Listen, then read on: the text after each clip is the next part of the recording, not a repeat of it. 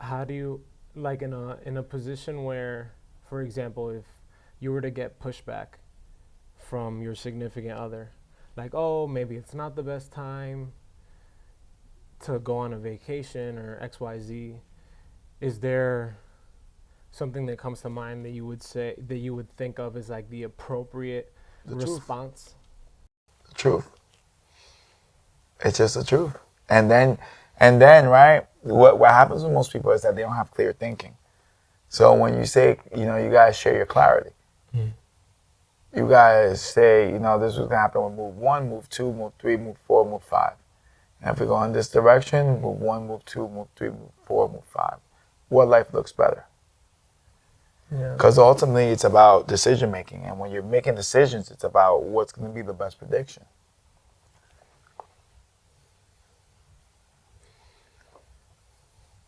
And it's about making sense. If it makes sense, then that gives it power. But if it doesn't make sense, it has no power. Yeah. So that's why I always ask good questions, and I always ask people to explain things to me. As long as it makes sense, I'm with it.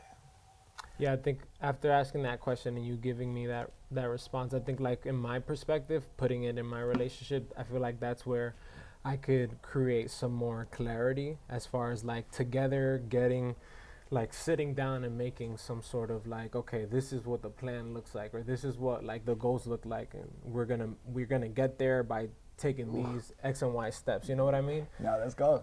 Let's go. So now, right, think about dynamic complexity. That doesn't just go to corporations, that also goes to significant other relationships. It's about helping someone see. But it's not about how much you can see, it's about them seeing. And what's that process look like? That process is not on your time.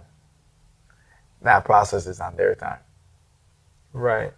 So, therefore, right, what you're supposed to do is add to that awareness so they can go and arrive at the understanding.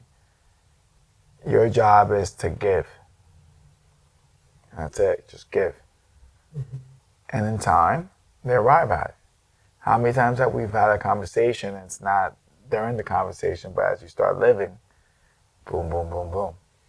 Yeah, every time we have an interaction, some sort of conversation, I go out into the world and I'm, like, growing and experiencing, and then that's where it's like the dots are all connecting for me.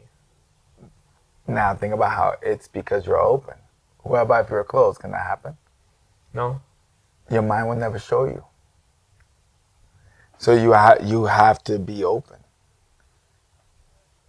But a lot of people, they're so closed off, they want to hold on to that fixed truth that they have, as in supposed to looking for what's the best truth. And the best truth, you'll know it because the life around you will have a positive outcome. Right. If it's real, life gets better. If it's not real, life does not get better. And then always have a point of reference. Then sometimes you gotta let the mistake occur because someone cannot have understanding over something they haven't made a mistake on. Right. You see what I'm saying? Like, Sure. once they make that mistake, then the understanding comes because now they have a point of reference. Now they're like, all right, I made this mistake. Okay, now I can see it. But before the mistake, could you see it? Oh. That's why there's that analogy that failure is the mother of all success. Because once you fail at something, that means that you can see it. You can see what's good, what's not good, what works, what doesn't work. You have insight. But you Yeah. can't create insight over what you don't know. Yeah, I mean, I've heard that on occasions, even framed in a slightly different way, where it's like, all right, if I've had 100 failures, I just know 100 ways that didn't work, and so that's a good thing that you know the ways that didn't work. So you just got to keep seeking for the ways that will work for you in whatever aspect it is, whether it's business or, maybe love. I suppose there's you have an experience and knowledge on what didn't work and what wasn't maybe like your truth in that aspect. But let's take it further. Not working is working. Right. Yeah. Because it's all about the knowing. So every single time you add to your knowing, you're expanding, which teaches you what to do and what not to do. I'd rather fail and know what to do and what not to do than to not experience and have no idea what I should or shouldn't do. Life is about, you know, what's inside you, growing it, having perspective, having good judgment, being able to make great decisions. That's what you want. I want to say as entrepreneurs, right? Probably the best way to explain it, that's what it comes down to. You're a fast decision maker that actually goes and gets results. You're a problem solver. Except that you've grown to a place that you're no longer solving problems for yourself. Now you're solving problems for people. You're looking beyond yourself. Yeah. And that's what it comes down to. But the only way to get there is to always look at life like someone who's responsible for others. Someone, I tell people all the time, before I was an entrepreneur, then where I worked, I treated it like it was my own, like if I was the owner. Because I was already living my future truth. I already knew who I wanted to be.